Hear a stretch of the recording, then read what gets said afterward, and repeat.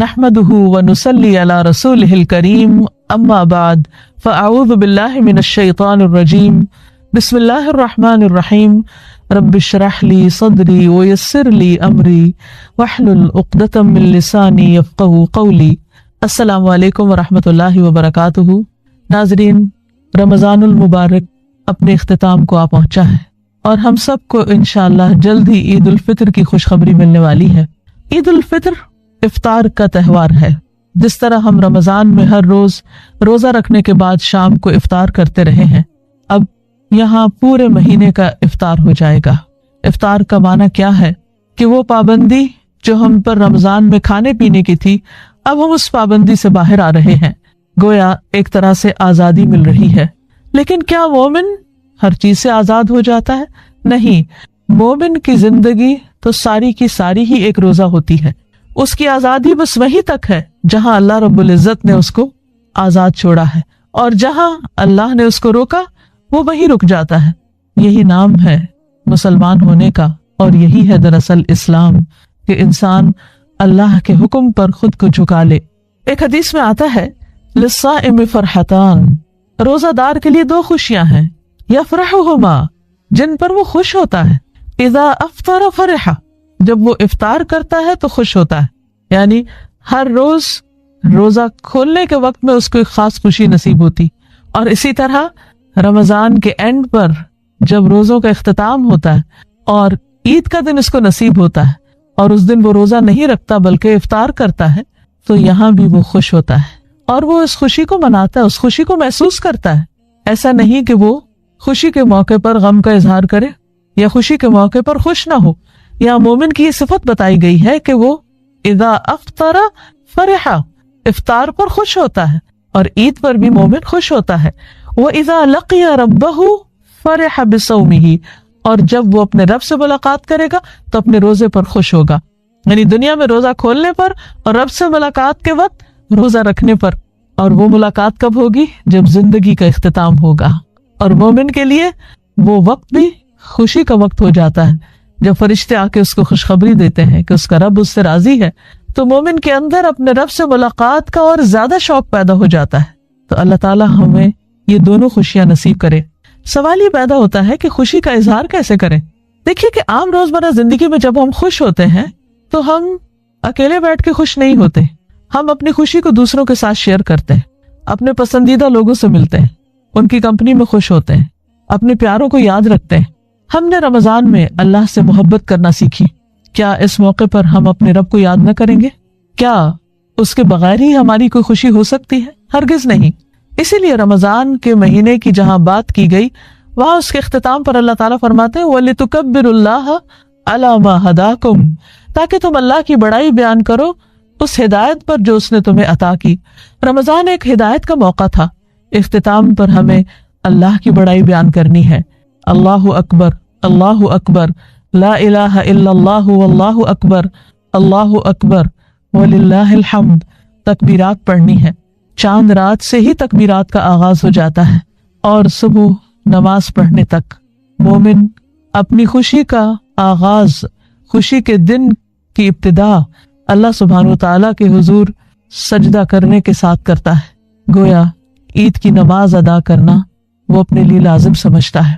اور پھر یہاں یہ بات بھی یاد رہے کہ اگرچہ رمضان کا اختتام ہو رہا ہے، ایک نئی صبح طلوع ہو رہی ہے جو خوشیوں کی صبح ہے، اس کے ساتھ ہی عید کے بعد کے دن وہ اپنی پرانی روش پر نہ لوٹ جائے، وہ ایک نئی زندگی کا آغاز کرے جس میں وہ گناہوں سے پاک صاف ہو چکا ہے، جس میں اس کا دل اللہ کی محبت سے لبریز ہو چکا ہے، جس میں اس نے اللہ کی اطاعت کے عہد کیے ہیں۔ اب اس جذبے کے ساتھ وہ نئے سال کا آغاز کرے خوشی کے ساتھ۔ بہت سی قومیں نئے سال کا آغاز خوشی کے ساتھ کرتی ہیں، لیکن مومن کے لیے نیا سال کون سا ہے؟ جو رمضان کے بعد پاک صاف ہو کر، گناہوں سے آزاد ہو کر، گناہوں کے بوجھ کو ہٹانے کے بعد جو خوشی کا موقع پاتا ہے، اس خوشی کے ساتھ وہ نئے سال کا آغاز کرتا ہے۔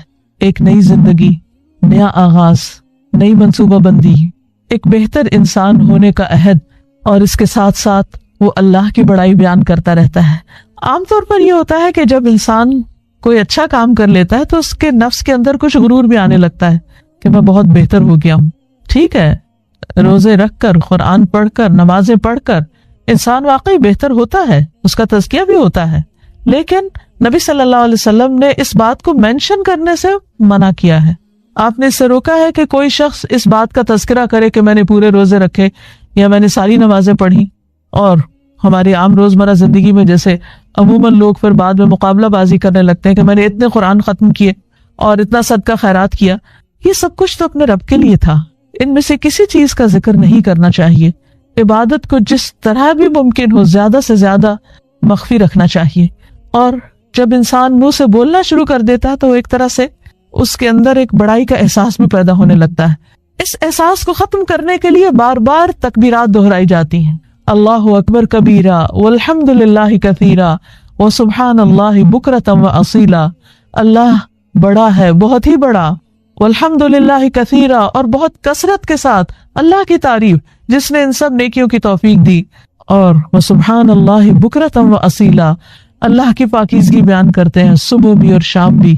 عید کی خوشیوں میں اللہ کو یاد کرتے کرتے، اللہ کی بڑائی بیان کرتے ہوئے، تکبیرات بلند کرتے ہوئے ہمیں اللہ کے بندوں کو نہیں بھولنا. نماز عید پر جانے سے پہلے ہمیں صدقہ فطر بھی ادا کرنا ہے.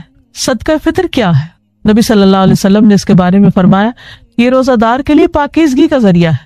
یعنی روزے کی حالت میں اگر اس سے کوئی کوتاہی ہو گئی ہے، کوئی کمی بیشی ہو گئی ہے، کوئی بھول چوک ہو گئی ہے، کہیں کوئی ایسی بات وہ کہہ بیٹھا ہے جو نہیں کہنی چاہیے، تو یہ ان تمام چیزوں کو درست کرنے والی ہے. اور دوسری طرف طعمۃ للمساکین، مسکینوں کا کھانا ہے. عید کی خوشیاں اسی وقت خوشیاں ہو سکتی ہیں جب سارے معاشرے کے اندر خوشیاں ہوں، جب ہر ایک کو کھانے کے لیے کچھ میسر ہو. کیونکہ عید صرف ان لوگوں کی نہیں جن کے پاس کھانے کو کچھ ہے. ہمارے دین نے ہمیں اس بات کا پابند کیا ہے کہ ہم ان کا بھی خیال رکھیں کہ جن کے پاس کھانے کو نہیں ہے ان کی بھی ضروریات پوری کریں. اسی لیے اس بات کو لازم کر دیا گیا کہ صدقہ فطر نماز عید سے پہلے ادا کیا جائے، کیونکہ اگر بعد میں ادا کیا گیا تو وہ ادا نہیں ہوگا، وہ عام صدقہ شمار ہوگا. پھر اسی طرح عید کے دن صاف ستھرا لباس پہننا، غسل کرنا، خوشبو لگانا، اچھے کپڑے پہننا، اللہ تعالیٰ کی نعمتوں کا اعتراف کرنا اور ان کا اظہار کرنا، یہ بھی پسندیدہ چیز ہے، نبی صلی اللہ علیہ وسلم کی سنت سے بھی ثابت ہے. پھر اسی طرح عیدگاہ جانے سے پہلے میٹھا کھانا بھی مسنون ہے، اور اس میں خاص طور پر کھجوریں کھانا جو نبی صلی اللہ علیہ وسلم کا طریقہ تھا. ویسے کوئی بھی میٹھا آپ کھا سکتے ہیں. پھر عیدگاہ جاتے ہوئے راستے میں بھی تکبیرات پڑھنی چاہیے، اور اگر ہو سکے تو پیدل جانا چاہیے، یا یہ کہ گاڑی کہیں دور پارک کر کے انسان کچھ حصہ ضرور عیدگاہ کی طرف قدم اٹھاتے ہوئے چلے، کیونکہ یہ بھی ایک مسنون عمل ہے. پھر اسی طرح جب عید کی نماز پڑھے تو خطبہ غور سے سنے، اللہ کی بڑائی بیان کرے اور پورے خشوع و خضوع کے ساتھ نماز عید ادا کرے، اور اس کے بعد لوگوں سے میل ملاقات کا سلسلہ جاری رہے. گھر واپس آنا چاہے تو راستہ بدل کر آئے، یہ بھی ایک مسنون طریقہ ہے. پھر مومن کی خوشی اکیلے نہیں ہوتی، مومن اوروں کا بھی خیال رکھتا ہے. عموماً یہ بات تو دیکھی گئی ہے کہ لوگ اپنے رشتہ داروں سے میل ملاقات کرتے ہیں، کسی کو وزٹ کرنے کے لیے جاتے ہیں، کوئی وزٹر ان کے پاس آتا ہے، کچھ ٹیلی فون پر اور ای میلز اور ٹیکسٹ کے ذریعے عید کے پیغامات ایک دوسرے سے ایکسچینج کیے جا رہے ہوتے ہیں. لیکن ایسے میں محروم طبقات کو بھی قطعاً نہ بھولیے. سوچئے ان بیماروں کے بارے میں جو ہسپتالوں میں پڑے ہوئے ہیں اور آج عید کی خوشیوں میں شریک نہیں ہو سکتے. ہو سکے تو ان کو وزٹ کیجیے. اسی طرح کچھ لوگ قید کی حالت میں ہو سکتے ہیں، جیلوں میں ہو سکتے ہیں، ان کے بارے میں بھی سوچئے. دیگر تکلیف میں مبتلا لوگوں کے بارے میں بھی سوچئے، کیونکہ مومن ہر حال میں اپنے رب کی اطاعت کرتا ہے اور اس کی مخلوق پر مہربان ہوتا ہے. کیونکہ مومن کی خوشی صرف جسمانی خوشی نہیں ہوتی، وہ صرف کھانا پینا اور کھیل کود میں ہی حصہ نہیں لیتا، بلکہ اس کی خوشی روحانی خوشی ہوتی ہے. اسی لیے وہ ذکر اور نماز کے ساتھ دن کا آغاز کرتا ہے، پھر ظہر کی نماز کی ادائیگی کو بھی بھولتا نہیں، اور پھر نمازوں کے وقفوں کے بیچ میں انسانوں کے حقوق کو بھی فراموش نہیں کرتا. وہ صرف اپنے لیے خوشیاں سمیٹنے والا نہیں ہوتا، بلکہ وہ خوشیوں کو بانٹنے والا ہوتا ہے. وہ اس سے بھی ملتا ہے جو اس سے نہیں ملتا، جو اس سے قطع تعلق ہی کرتا ہے وہ خود آگے بڑھ کر اس کو سلام کرتا ہے، اور یوں ہر طرف سلام سلام اور رحمتوں کے پیغام اور خوشیوں کے پیغام پوری فضا کو خوبصورت بنا دیتے ہیں، روشن کر دیتے ہیں. اور انسان اپنے غموں کو بھول جاتا ہے۔ ایک اور بات جس کا تذکرہ کرنا چاہوں گی وہ یہ ہے کہ انسان عید کی خوشی میں محو ہو کر اپنے کل کو نہ بھولے۔ اسے کل کیا کرنا ہے، آئندہ مہینے میں کیا کرنا ہے، آئندہ سال میں کیا کرنا ہے، اس کے لیے بھی تیاری شروع کر دے ڈے 1 سے ہی، کیونکہ انسان کا نفس ایسا ہے کہ اگر تھوڑی سی بھی ڈھیل دے دی جائے اس کو تو وہ بہت دور چلا جاتا ہے، پھر اس کو پکڑنا اور اس کو کنٹرول کرنا بہت مشکل ہو جاتا ہے۔ اسی لیے اب دیکھتے ہیں کہ رمضان کے روزے اگرچہ فرض روزے اختتام کو پہنچتے ہیں، لیکن نبی صلی اللہ علیہ وسلم کی سنت سے شوال کے مہینے میں 6 روزے رکھنا بھی ثابت ہے، جن کو 6 شوال کہا جاتا ہے۔ ان کے بارے میں حدیث میں آتا ہے، رسول اللہ صلی اللہ علیہ وسلم نے فرمایا، جو شخص رمضان کے روزے رکھ کر شوال کے مہینے میں 6 روزے رکھے اسے عمر بھر کے روزوں کا ثواب ملتا ہے۔ ایک اور جگہ پر نبی صلی اللہ علیہ وسلم نے فرمایا، رمضان کے روزے 10 مہینے اور شوال کے 6 روزے 2 مہینوں کے برابر ہیں۔ اس طرح یہ 1 سال کے روزے ہوں گے۔ رمضان کا ہر روزہ مثلا 30 روزے، 1 روزہ 10 روزوں کے برابر، اور پھر رمضان کے بعد جو 6 روزے ہیں ان میں سے ہر روزہ 10 کے برابر، تو 360 ہو جاتے ہیں، اور اس طرح گویا ایک شخص پورے سال روزے سے ہے۔ رمضان کا مہینہ اگر 29 کا بھی ہو تو حدیث کے مطابق اس کا اجر کم نہیں ہوتا، بندہ مومن کو 30 کا ہی ثواب مل جاتا ہے۔ بہرحال ابھی سے پلاننگ کر لیجئے شوال کے روزوں کی، کیونکہ اللہ تعالیٰ کی رحمت کے خزانے عام ہیں، بہت وسیع ہیں، ہمارے تصور سے بہت بڑھ کر۔ یہ روزے مسلسل بھی رکھے جا سکتے ہیں، یعنی شوال کے، اور الگ الگ بھی رکھے جا سکتے ہیں، جیسے بھی سہولت ہو۔ اور اگر رمضان میں بیماری کی وجہ سے، سفر کی وجہ سے یا کسی اور شرعی عذر کی وجہ سے روزے چھٹ گئے ہوں تو ان کی قضا بھی جلد رکھ لینی چاہیے، کیونکہ زندگی کا کچھ پتہ نہیں۔ پھر اسی طرح شوال گزرنے کے بعد باقی سال میں نفلی روزوں کا اہتمام بھی کرنا چاہیے۔ ایک حدیث میں آتا ہے، ابو ہریرہ سے مروی ہے، رسول اللہ صلی اللہ علیہ وسلم نے فرمایا، تعرض الاعمال یوم الاثنین والخمیس فاحب ان یعرض عملی وانا صائم۔ رسول اللہ صلی اللہ علیہ وسلم نے فرمایا، سوموار اور جمعرات کو لوگوں کے اعمال اللہ کے حضور پیش کیے جاتے ہیں، میں چاہتا ہوں کہ جب میرے اعمال اللہ کے ہاں پیش کیے جائیں تو میں اس وقت روزے سے ہوں۔ اسی طرح ہر مہینے 3 روزے، ایام 20 کے روزے، وہ بھی انسان کے لیے بہت بہترین ہیں۔ ابن عباس سے مروی ہے، رسول اللہ صلی اللہ علیہ وسلم نے فرمایا، صوم شہر الصبر وثلاثة ایام من کل شہر یذہبن وحر الصدر۔ صبر کے مہینے یعنی رمضان کے اور ہر مہینے کے 3 روزے رکھنا سینے کے کینے کو دور کر دیتا ہے، یعنی انسان کے لیے امن اور اطمینان کا باعث ہے، انسان کے دل کی گھٹن اور ڈپریشن کو ختم کرتا ہے۔ ناظرین، اس کے ساتھ ہی ہمارا شہر رمضان کا سلسلہ اپنے اختتام کو پہنچا۔ مجھے امید ہے کہ آپ ایک نئی ایمانی قوت کے ساتھ، نئے عملی حوصلے کے ساتھ زندگی کی جد و جہد میں داخل ہوں گے۔ تو اللہ تعالیٰ سے دعا ہے کہ وہ اس رمضان کو ہمارے لیے نیکیوں کے دروازے کھول لیں اور اپنے نفس کے شر اور غلط فہمیوں سے بچ کر اللہ کی پناہ میں جانے کے راستے ہمارے لیے ہموار کر دے۔ تو آپ بھی اگر عبادت کا معنی نہیں جانتے، اس کی حقیقت نہیں جانتے، تو آپ نے بھی اپنے آپ کو ضائع کیا، اپنی یہ عمر برباد کی۔ آپ کی ساری کوششیں، چاہے آپ آسمان سے تارے توڑ لائیں، بڑی بڑی ایجادات کر ڈالیں، بڑے بڑے انکشافات کر لیں، لیکن آپ کی ساری کوششیں کیا ہوئی، کیا رہی؟ ہاں، واقعی رائے گاہ گئی۔ مثال کے طور پر یہ پینسل کس کام کے لیے ہے؟ لکھنے کے لیے۔ اگر آپ اسے جھاڑو دینے لگے تو اس کا صحیح استعمال ہے، لیکن آپ کا نہیں ہو سکتا ہے کیونکہ تنکے کی طرح آگے سے تو یہ کام بھی لے لیتے ہیں اس سے۔ جھاڑو تو دلے نہیں گئی اور یہ بھی ٹوٹ جائے گی۔ مثلاً آپ کو دیوار میں کیل ٹھونکنا ہے، آپ اٹھائیں اس گھڑی کو اور ٹھونکنے لگے، کیا ہوگا؟ یہ گھڑی اس کام کے لیے، اس سے یہ کام لینا کیا ہے؟ پھر بعض اوقات ہم اس طرح کام لیتے ہیں چیزوں سے، جو چیز جس کام کے لیے نہیں ہوتی اس سے وہ کام لے رہے ہوتے ہیں، ایسا کرتے ہیں، لیکن عام طور پر ہم کیا کرتے ہیں؟ پھر اس چیز کا نقصان کر دیتے ہیں۔ ہم بھی پیدا کیے گئے عبادت کے لیے، لیکن ہم معلوم نہیں کیا کر رہے ہیں۔ اپنے آپ سے پوچھئے، سوال لکھیے، کیا آپ اپنے وجود یا اپنی پیدائش یا اپنی تخلیق کا مقصد پورا کر رہے ہیں؟ مطمئن ہیں؟ اچھا یہ بتائیے کہ پیغمبروں کو اللہ نے کس لیے بھیجا تھا؟ سمپل الفاظ میں انسانوں کو ان کی زندگی کا مقصد بتانے کے لیے۔ پیغمبروں نے آ کے کیا کہا تھا؟ ہر پیغمبر نے آ کے ایک ہی سبق دیا، اور وہ کیا ہے؟ جی ہاں، اللہ کی عبادت کرو۔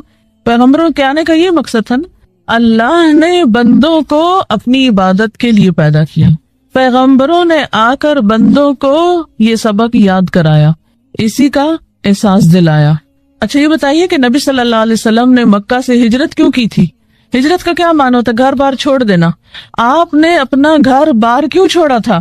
چلیے آپ تو اللہ کا پیغام پہنچانے کے لیے تھے، تو وہ جو باقی سارے گھر چھوڑ گئے تھے وہ کس لیے چھوڑے تھے؟ باقی سب نے گھر کیوں چھوڑا تھا؟ حضرت ابو بکر نے کیوں چھوڑا تھا؟ تقریباً 200 لوگ تھے جنہوں نے گھر چھوڑا تھا، مکہ چھوڑ دیا تھا۔ کیوں چھوڑا تھا؟ جی ہاں، تاکہ اللہ کی عبادت کر سکیں۔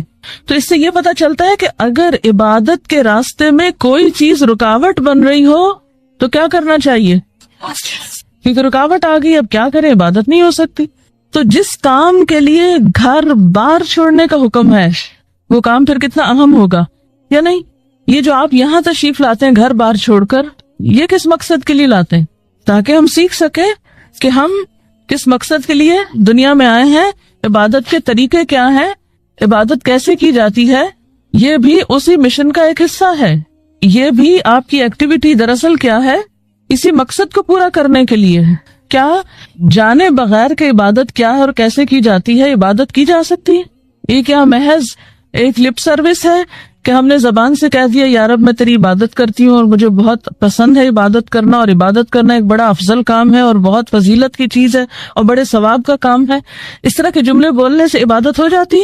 عبادت محض بولنے کی چیز ہے یا پھر کرنے کی چیز بھی ہے؟ صرف کرنے کی ہے یا کچھ سمجھنے کی بھی ہے؟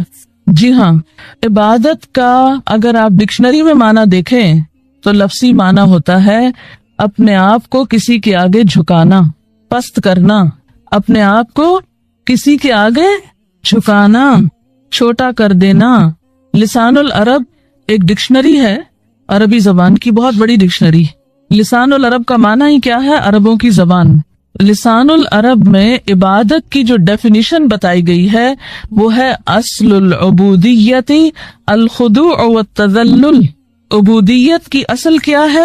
الخضوع والتذلل، اپنے آپ کو پست کرنا اور جھک جانا، جھکا دینا۔ جھکنے کا اپوزٹ کیا ہوتا ہے؟ جھکنے کا اپوزٹ کیا ہے؟ بڑا بننا۔ پست کرنے کا اپوزٹ کیا ہے؟ بڑا کرنا۔ پست کرنا، جھکنا اور بڑا کرنا دوسرے معنوں میں استکبار یا تکبر۔ وقال الذین استکبروا من قومہ، تو یہ جو استکبار ہے قوم کا، یہ دراصل کیا ہے؟ کیا ہے استکبار؟ انکار، چھوٹا بننے سے انکار، بات ماننے سے انکار۔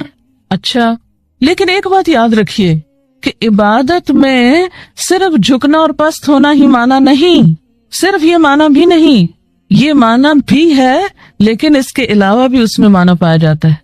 یہ بہت اہم بات ہے، کیونکہ اگر انسان اس کو محض جھکنے کے معنوں میں لے لے، محض چھوٹا ہونے کے معنوں میں، محض عاجزی کرنے کے معنوں میں، تو اس سے بات نہیں بنتی۔ اس کے بارے میں حکم یہ ہے کہ جب عبادت کی نسبت اللہ کی طرف ہو، ایک ہے عبد کی نسبت بندے کی طرف، یعنی کسی انسان کا غلام ہونا، تو اس میں تو بس یہی دو معنی ہے کہ اس کے آگے عاجزی برتنا، اپنے آپ کو اس سے چھوٹا سمجھنا، کیونکہ جب تک کوئی اپنے آپ کو دوسرے سے چھوٹا نہیں سمجھتا وہ اس کا حکم مانتا ہے؟ نہیں مانتا۔ حکم مانا ہی کب جاتا ہے اور کہاں مانا جاتا ہے؟ جس کو انسان اپنے آپ سے بڑا سمجھتا ہے۔ مثلا کسی بھی ادارے میں ایک پی این ہے فار ایگزامپل، اور ایک اس کا ہیڈ ہے۔ اب پی این ہیڈ کی بات مانے گا یا ہیڈ پی این کا حکم مانے گا؟ پی این مانے گا ہیڈ کی بات، نہ کہ ہیڈ مانے گا پی این کا حکم۔ کیوں؟ وائی؟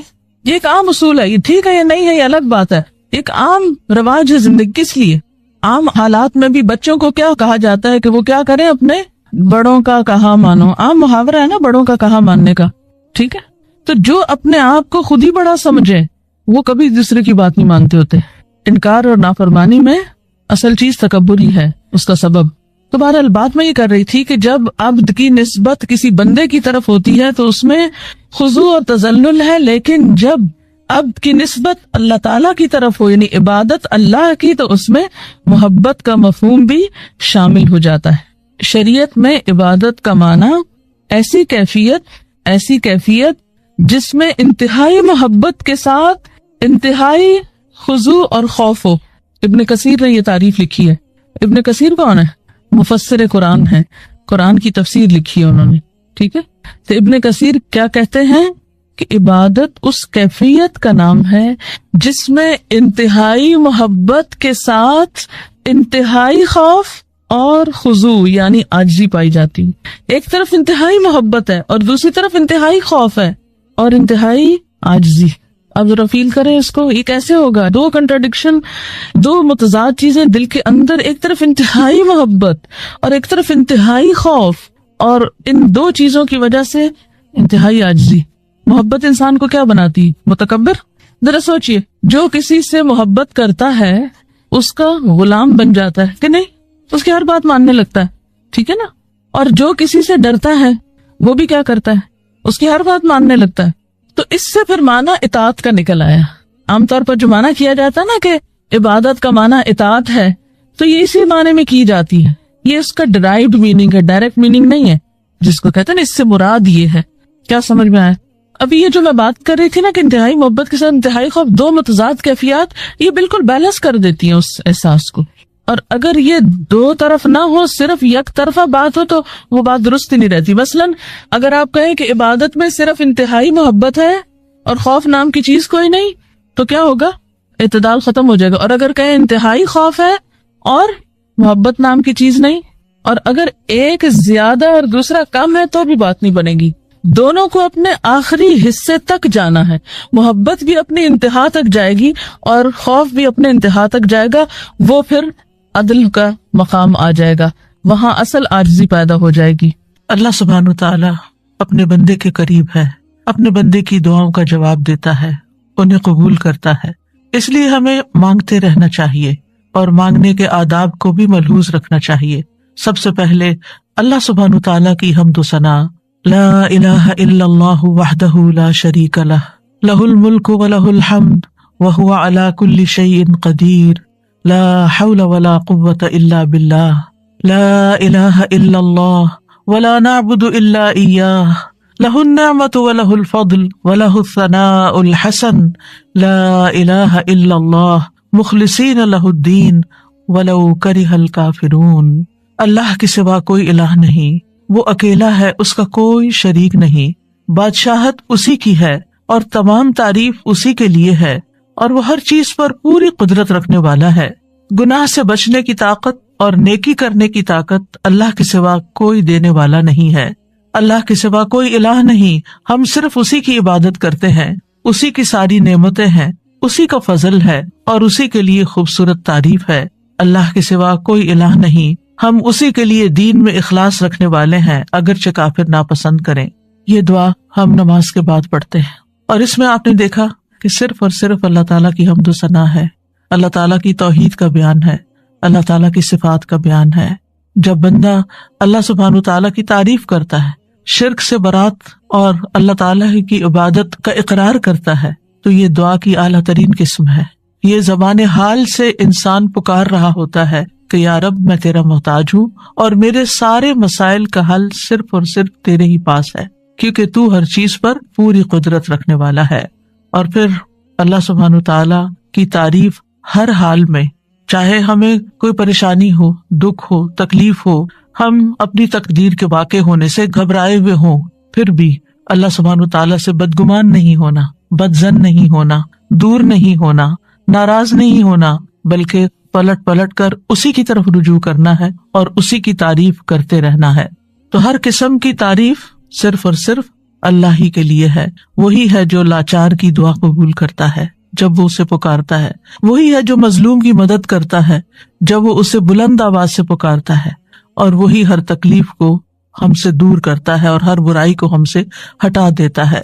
ہمارا دل اسی کے ذکر سے زندہ ہوتا ہے، ہمارے معاملات اسی کے حکم سے وجود میں آتے ہیں، اور ہماری مشکلات اسی کی رحمت سے دور ہوتی ہیں. ہمیں اسی کی دی ہوئی حفاظت سے حفاظت ملتی ہے اور مشکلات اسی کے آسان کرنے سے آسان ہوتی ہیں. ہمیں اطاعت اور عبادت اور دعا کی توفیق بھی اسی کی رحمت سے ملتی ہے، وہی دیتا ہے. اس لیے پلٹ پلٹ کر ہمیں اسی کی طرف رجوع کرنا چاہیے، اسی کی طرف لوٹنا چاہیے. ہماری زندگی میں بہت سے واقعات ایسے ہوتے ہیں کہ جو ہمیں ناگوار ہوتے ہیں، لیکن وہ ہماری تقدیر کا حصہ ہوتے ہیں. ہمیں سمجھ نہیں آ رہا ہوتا کہ ہمارے ساتھ ایسا کیوں ہو رہا ہے، وہ کیا وجہ ہے کہ یہ حادثہ میری زندگی میں ہو گیا ہے، یہ مشکل میرے یہاں پیش آ گئی ہے. یہ اللہ کی دی ہوئی تقدیر میں سے ہے. ہمیں جو بھی تکلیف آتی ہے، چاہے انڈیویجولی، چاہے خاندان کی سطح پر، اور چاہے اجتماعی طور پر پوری دنیا میں، چاہے وہ ذاتی طور پر کوئی بیماری ہو یا وہ پھر پینڈیمک ہو، ہر تکلیف صرف اللہ کی اذن سے ہی آتی ہے اور وہ تقدیر کا حصہ ہوتی ہے. اللہ سبحانہ تعالیٰ کا ارشاد ہے، ان سے کہیے ہمیں اگر کوئی مصیبت آئے گی تو وہی آئے گی جو اللہ نے ہمارے مقدر کر رکھی ہے، وہی ہمارا سرپرست ہے، اور مومنوں کو اللہ ہی پر توکل کرنا چاہیے. یہ ہمارے عقیدہ تقدیر کا ایک حصہ ہے کہ کوئی بھی چیز ہماری زندگی میں نہیں ہوتی مگر یہ کہ وہ اللہ ہی کا فیصلہ ہوتا ہے، تقدیر ہی کا ایک حصہ ہوتا ہے. قُلْ لَن يُصِيبَنَا إِلَّا مَا كَتَبَ اللَّهُ لَنَا، کوئی مصیبت آ ہی نہیں سکتی مگر وہ جو اللہ نے پہلے سے لکھ رکھی ہے. کہاں؟ لوح محفوظ میں. یعنی جو مصیبت آتی ہے، اور پھر صرف مصیبت ہی تھوڑی آتی ہے، بہت سی خیر اور بھلائی بھی پہنچتی ہے. تو قُلْ لَن يُصِيبَنَا میں صرف مصائب نہیں ہے، اس میں نعمتیں بھی ہیں. جو نعمتیں اور راحتیں آتی ہیں ہماری زندگی میں، وہ سب تقدیر الہی کا حصہ ہیں. جب انسان کو یہ معلوم ہوتا ہے کہ اللہ کی طرف سے جو تقدیر میں لکھا ہے وہ ہر صورت میں پورا ہونا ہے، تو انسان کے لیے مصیبت برداشت کرنا آسان ہو جاتا ہے. یہ چیز اس کے حوصلے میں اضافہ کر دیتی ہے کہ اللہ سبحانہ تعالیٰ اپنے بندوں پر ظلم کرنے والا نہیں. ہوا مولانا، وہ تو ہمارا مولا ہے، ہمارا مالک ہے، ہمارا محافظ ہے، ہمارا مددگار ہے.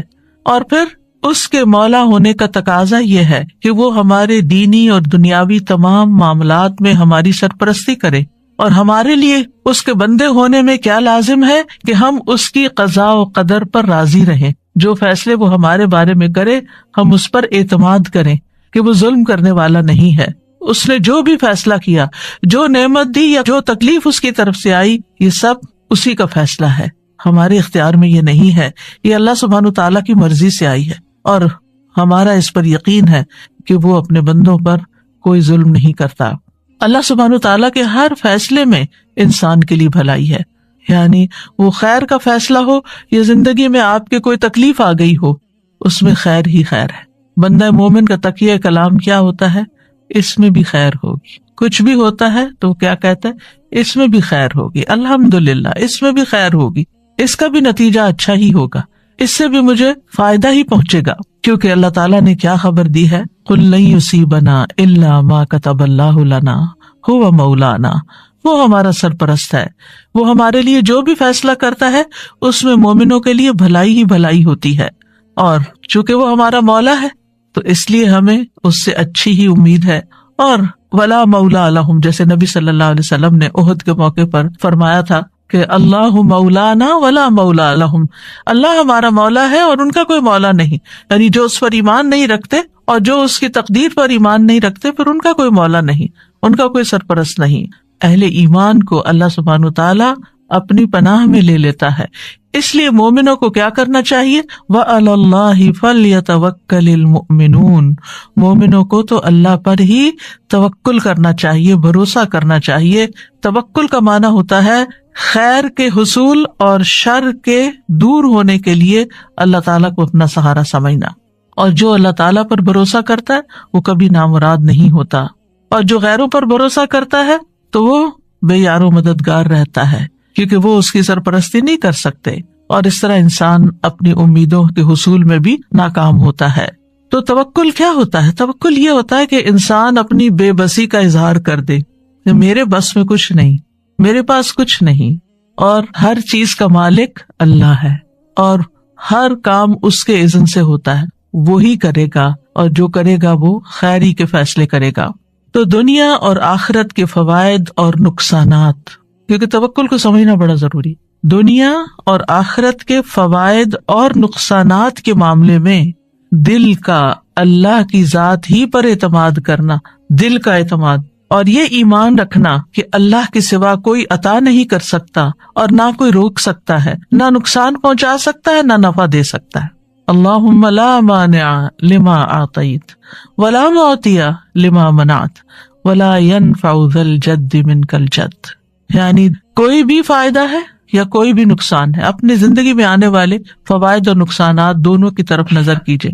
اس معاملے میں کوئی بھی نقصان ہوا، کوئی بھی تکلیف آئی، کوئی بیماری آئی، کوئی مشکل آئی، کوئی بری خبر سنی، کوئی بھی چیز، یہ اللہ کا فیصلہ ہے.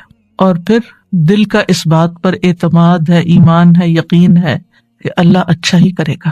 اگر بظاہر نظر آنے والی کسی تکلیف کے ذریعے انجام میرا وہ اچھا کرنا چاہتا ہے تو بھی میں اس کی رضا پہ راضی ہوں، اور اگر نفع پہنچا کر وہ مجھے کوئی فائدہ دینا چاہتا ہے تو بھی میں اسی کے شکر گزار ہوں. یعنی اپنا ہر معاملہ اللہ تعالیٰ کے سپرد کر دینا، اور اس بات کا یقین رکھنا کہ اگر اس نے میرے لیے خیر لکھی ہے تو کوئی روک ہی نہیں سکتا، اور اگر اس کی طرف سے میرے لیے کوئی آزمائش یا تکلیف راستے میں ہے تو پھر کوئی اور میری مدد کر ہی نہیں سکتا. تو جو شخص اللہ پر بھروسہ کرتا ہے، اللہ تعالیٰ اس کے ارادوں کے لیے کافی ہو جاتا ہے. یعنی ہم زندگی میں مختلف کاموں کے لیے ارادے کرتے ہیں، نیت کرتے ہیں، ہم سوچتے ہیں کہ ہم کوئی سفر کریں گے، یا ہم کوئی کاروبار کریں گے، یا ہم کوئی ڈگری کریں گے. تو ان تمام ارادوں میں انسان کو طرح طرح کے خوف بھی لاحق ہوتے ہیں، خدشات ہوتے ہیں اس کے دل میں. تو پھر جب انسان اپنی سی کوشش کر لیتا ہے، پڑھائی کے لیے محنت کر لیتا ہے، جاب کے لیے محنت کر لیتا ہے، یا ٹریولنگ کے لیے اپنے سارے بندوبست کر لیتا ہے، تو اس کے بعد اس کے دل کو ایک اطمینان ہو جانا چاہیے کہ اب میں نے اپنی طرف سے محنت کر لی ہے، اب اس کے بعد معاملہ میرا اللہ کے سپرد ہے. ہوگا یہ سب کچھ اسی وقت جب اللہ چاہے گا، اور جو وہ چاہے گا وہی میرے حق میں خیر کا فیصلہ ہوگا. تو جو اللہ پر بھروسہ کرتا ہے تو اللہ تعالیٰ اس کو شر سے بچا لیتا ہے اور مصیبتوں سے نجات دیتا ہے اور لوگوں کے شر سے بھی محفوظ رکھتا ہے. تو ہم سب جانتے ہیں کہ ہمارا اللہ سبحانہ تعالیٰ پر، اس کے رسول پر، اس کے فرشتوں پر، کتابوں پر ایمان کے علاوہ تقدیر پر بھی ایمان ہے کہ ہماری زندگی میں جو کچھ ہو رہا ہے یہ اللہ کے اذن سے ہو رہا ہے، یہ اللہ کے فیصلے ہیں جو ہم پر نافذ ہوئے میں. ہماری تخلیق کی ابتدا سے لے کر کے ہم لڑکی ہوں یا لڑکا ہوں، ہماری کیا شکل و صورت ہو، ہماری آنکھوں کا رنگ کیسا ہو، ہماری ہائٹ کتنی ہو، ہماری عمر کتنی ہو، ہمارا رزق کیا ہو، یہ سب اللہ سبحانہ تعالیٰ نے ڈیسائیڈ کیا ہے. اور وہ چیزیں ہمیں وقت کے ساتھ ساتھ پہنچ رہی ہیں، وہ چیزیں ہماری زندگی میں ہو رہی ہیں. اس پر ایمان رکھنا کہ ان چیزوں کا اصل مالک اللہ ہے، یہ ہمارے لیے بہت ضروری ہے. تقدیر کے لیے عربی میں 2 لفظ استعمال ہوتے ہیں، ایک ہے قضاء اور ایک ہے قدر. قضاء کا لفظی مطلب ہوتا ہے فیصلہ کرنا، جیسے قاضی ہوتا ہے، اور قدر کا مطلب ہوتا ہے اندازہ مقرر کرنا. تو قدر وہ تقدیر ہے جو اللہ سبحانہ تعالیٰ نے اپنی مخلوقات کے معاملے میں اپنے علم کے مطابق مقرر کر دی ہے، اور قضاء وہ فیصلہ ہے جو اللہ نے اپنی مخلوقات کے معاملے میں کیا ہے اور اس کو حقیقت واقع میں وجود بخشا ہے، یعنی اس کو وجود بھی دیا ہے. تو اس بنا پر قضاء اور قدر پر ایمان لانے کا مطلب کیا ہے کہ اللہ سبحانہ و تعالیٰ کے ازلی علم، یعنی جو آئندہ قیامت تک ہونے والا سب اللہ کے علم ہے، اور اللہ سبحانہ و تعالیٰ کی جاری ہونے والی مشیت، یعنی وہی ہوتا ہے جو اللہ چاہتا ہے، اور اس کی قدرت پر ایمان لانا. اس کی قدرت ہر چیز پر محیط ہے، ہر مخلوق پر محیط ہے. تھوڑے سے مشکل الفاظ ہیں، سمپل ورڈز میں یوں کہوں گی کہ جیسے تقدیر کیا ہے، اللہ سبحانہ و تعالیٰ کا وہ علم ہے جو کسی بھی چیز کے وجود میں آنے سے پہلے ہی اللہ کو پتا تھا کہ کیا کیا ہونے والا ہے. اور اگر یہ اللہ کو نہ پتا ہوتا تو وہ پھر ہمارا رب کیسے ہوتا، یعنی اس کو علم ہی نہیں کہ آئندہ ہونے کیا والا ہے. تو یہی تو اللہ تعالیٰ کے قدرت کو اور اس کی قوت کو ظاہر کرتا ہے، اس کی طاقت کو ظاہر کرتا ہے کہ اس کے پاس ان سب چیزوں کا پہلے سے ہی علم ہے. اور پھر یہ کہ یہ صرف علم کی حد تک نہیں ہے، بلکہ اس کے علم کے مطابق اور اس کا علم جو لکھا ہوا ہے اس کے مطابق یہ فیصلے جاری بھی ہو رہے ہیں. ہوتا وہ ہے جو وہ چاہتا ہے، اس کی مشیت کے مطابق سب کچھ جاری ہوتا ہے. یاد رکھیے تقدیر پر ایمان لانا ارکان اسلام میں سے ہے. قرآن مجید میں آتا ہے انا کل شیء خلقناہ بقدر، یہ دلیل ہے اس کی، ہم نے ہر چیز کو ایک اندازے پر پیدا کیا ہے. سورۃ الاحزاب میں آتا وکان امر اللہ قدرا مقدورا، اور اللہ کا حکم ایک طے شدہ فیصلہ ہوتا ہے، اللہ کا حکم طے شدہ فیصلہ ہوتا ہے. سورۃ الفرقان میں آتا وخلق کل شیء فقدرہ تقدیرا، اللہ نے ہر چیز کو پیدا کیا پھر اس کا اندازہ مقرر کیا. لہٰذا ہم میں سے کون ہے جو ان آیات کو جھٹلا سکتا ہو یا وہ کہے کہ تقدیر وقدیر کچھ نہیں ہوتی. آج کل ایسے لوگ بھی دیکھنے کو ملیں گے کہ جو تقدیر پر ایمان نہیں رکھتے، وہ کہتے تقدیر کچھ نہیں ہوتی، ہوتا وہی ہے جو انسان خود کرتا ہے، آپ کی تقدیر آپ کے اپنے ہاتھ میں. ایسا نہیں ہے. اللہ سبحانہ وتعالیٰ کیا فرما رہے وَخَلَقَ كُلَّ شَيْءٍ فَقَدَّرَهُ تَقْدِيرًا، اللہ نے ہر چیز پیدا کی پھر اس کی تقدیر مقرر کی. تقدیر قدر سے، قدر کا مطلب کیا تھا؟ اندازہ کرنا، یہ کتنی بڑی ہوگی، کتنی چھوٹی ہوگی، کیا اس کی ایج ہوگی، کیا کرے گی، کیا فائدہ دے گی، کیا نقصان دے گی، یہ سب اس کا مقرر کردہ ہے۔ تقدیر پر ایمان کے 4 ارکان ہوتے ہیں، یہ 4 مراتب ہوتے ہیں۔ پہلا مرتبہ اللہ کے علم پر ایمان لانا کہ اللہ تعالیٰ علم رکھتا ہے۔ دوسرا، اس بات پر ایمان لانا کہ قیامت تک جو کچھ ہونے والا ہے اس نے لوح محفوظ میں لکھ دیا ہے، یعنی اللہ کا علم یہ لکھا ہوا ہے۔ تیسرا، اللہ کی مشیت اور ارادے پر ایمان لانا جو اس کی قدرت کاملہ کے مطابق نافذ ہونے والا ہے، یعنی اللہ سبحانہ تعالیٰ کا ارادہ ہے اور اس کا ارادہ پورا ہوتا ہے۔ چوتھا، اللہ نے ہر مخلوق کو پیدا کیا ہے اور اس تخلیق میں اس کا کوئی شریک نہیں۔ تو ہمارا اس بات پر ٹھوس ایمان ہے کہ اللہ سبحانہ تعالیٰ اپنے ازلی سے مطلب یہ کہ بگننگ سے علم کی بنا پر ہر چیز کو جانتا ہے، جو کچھ ہو چکی، جو ہو رہی ہے، جو آئندہ ہونے والی ہے، سب کچھ اس کے لیے غیب اور حاضر کیا ہے؟ برابر ہے۔ پھر یہ کہ اللہ کا علم مخلوق کے علم جیسا نہیں، اللہ کے علم نے ہر چیز کو گھیر رکھا ہے۔ وَأَنَّ اللَّهَ قَدْ أَحَاطَ بِكُلِّ شَيْءٍ عِلْمًا، اللہ نے ہر چیز کو علم کے ساتھ گھیرا ہوا ہے، یعنی اللہ تعالیٰ کو اس کی ہر ڈائمینشن، ہر صورت، ہر اس کے نتائج، اثرات، سب کچھ پتا ہے۔ انسان نے تو بہت لیٹلی ڈسکور کیا ہے نا کہ انسان کی زندگی کی بنیادی اکائی جو وہ سیل ہے، اور سیل کس چیز سے بنا ہوا ہے، لیکن اللہ سبحانہ تعالیٰ نے جب بنایا تھا اس سے پہلے اللہ جانتا تھا کہ وہ کیا بنانے والا ہے، تو وہ جانتا ہے سب کچھ۔ پھر یہ ہے کہ ان ساری چیزوں کی باریکیوں کو بھی جانتا ہے، یعنی ایک سیل جو ہے وہ کب بگڑتا ہے، کیوں بگڑتا ہے، اور پھر کس طرح اس کی اصلاح ہو سکتی ہے، اور انسان کیوں بیمار ہوتا ہے، یہ چیزیں انسان آہستہ آہستہ سیکھ رہے ہیں، لیکن اللہ سبحانہ تعالیٰ کو یہ سب کچھ پہلے سے ہی پتا تھا۔ اور پھر یہ کہ وَأَنَّ اللَّهَ عَلَّامُ الْغُیُوبِ، اللہ غیب کے سارے علموں کو خوب جانتا ہے۔ اور دوسری بات کیا کہی میں نے کہ اللہ نے تقدیر کو لوح محفوظ میں لکھ دیا ہے، اللہ کا یہ علم لکھا ہوا ہے، اور انسان ہو، جنات ہو، حیوانات ہوں، جمادات ہوں، ستارے ہوں، سیارے ہوں، زمین کی مخلوقات ہوں، آسمانوں کی مخلوقات ہوں، سب کے بارے میں نہ صرف یہ کہ وہ جانتا ہے بلکہ ان سب کی تقدیر اس نے لوح محفوظ میں لکھی ہوئی ہے۔ سورۃ الحج میں آتا ہے الم تعلم ان اللہ یعلم ما فی السماء والارض ان ذلک فی کتاب ان ذلک علی اللہ یسیر، کیا تم جانتے نہیں کہ اللہ وہ سب کچھ جانتا ہے جو آسمانوں میں اور جو زمین میں، بلا شبہ یہ سب کچھ ایک کتاب یعنی لوح محفوظ میں درج ہے، اور اللہ کے لیے یہ بات بالکل آسان ہے۔ سورۃ یاسین میں آتا ہے وَكُلَّ شَيْءٍ أَحْصَيْنَاهُ فِي إِمَامٍ مُبِينٍ، یہ آیت تو سب پڑھتے ہیں نا، لیکن غور نہیں کرتے کہ مطلب کیا ہے۔ اور ہم نے ہر چیز کا ایک واضح کتاب میں ریکارڈ رکھا ہوا ہے، ہر چیز کا ریکارڈ موجود ہے، قیامت تک ہونے والی ہر چیز لکھی ہوئی ہے۔ اور پھر تقدیر کے تیسرا رکن کی وضاحت کیا ہے؟ اللہ جو چاہتا ہے وہ ہوتا ہے، جو نہیں چاہتا وہ نہیں ہوتا۔ اب دعا کے ساتھ اس کا کیا ریلیشن ہے؟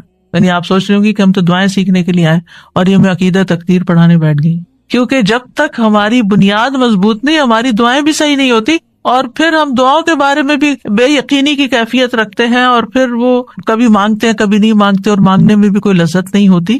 تو بات یہ ہے کہ آپ جو چاہتے ہیں اللہ سے مانگتے ہیں تو قبول اللہ ہی کرے گا، جو وہ چاہتا ہے وہ ہوگا، یعنی وہ نہیں ہوگا جو آپ چاہتے ہیں۔ اور اگر آپ کی چاہت اور اللہ کی چاہت ایک ہے تو وہ ہو جائے گا، اور اگر آپ کی چاہت کچھ اور ہے اور اللہ کی چاہت کچھ اور ہے تو کس کی چاہت بہتر ہے؟ اللہ کی چاہت۔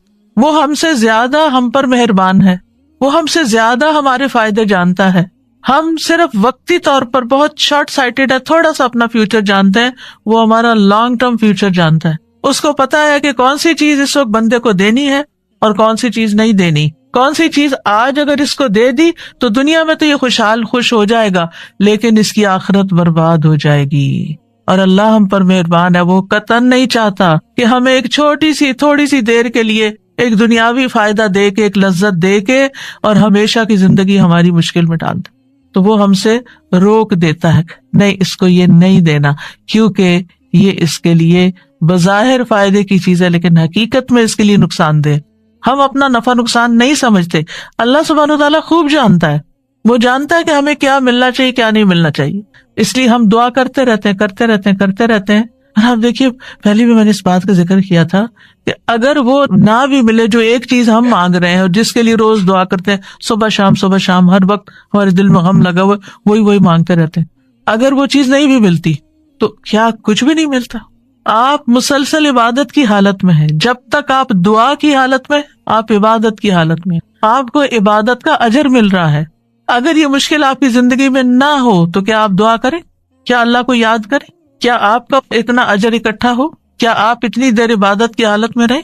تو اس میں بھی اللہ تعالیٰ کی مصلحت ہے کہ وہ کچھ دعاؤں کی قبولیت کو مؤخر کر دیتا ہے کہ یہ بندہ اور زیادہ دعائیں کرے۔ بعض لوگوں کی مناجات، بعض لوگوں کا رونا اللہ کے آگے، بعض لوگوں کا فریادیں کرنا اللہ کے آگے اللہ تعالیٰ کو بہت پسند آتا ہے، اور وہ چاہتا ہے کہ یہ بندہ کچھ دیر اور اسی حال میں رہے، ایسی ہی دعائیں کرے۔ کیونکہ جب ہر چیز ملی بھی ہوتی ہے نا تو بس ایک روٹین کی نماز ہوتی ہے، روٹین کی دعائیں ہوتی ہیں جس میں کوئی دل نہیں لگا ہوتا ہمارا۔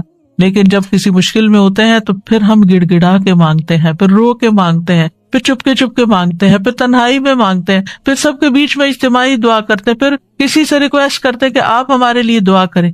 اور آپ دیکھیے بندہ مومن جب پریشانی کی حالت میں ہوتا ہے تو گناہ جھڑنا شروع ہو جاتے ہیں،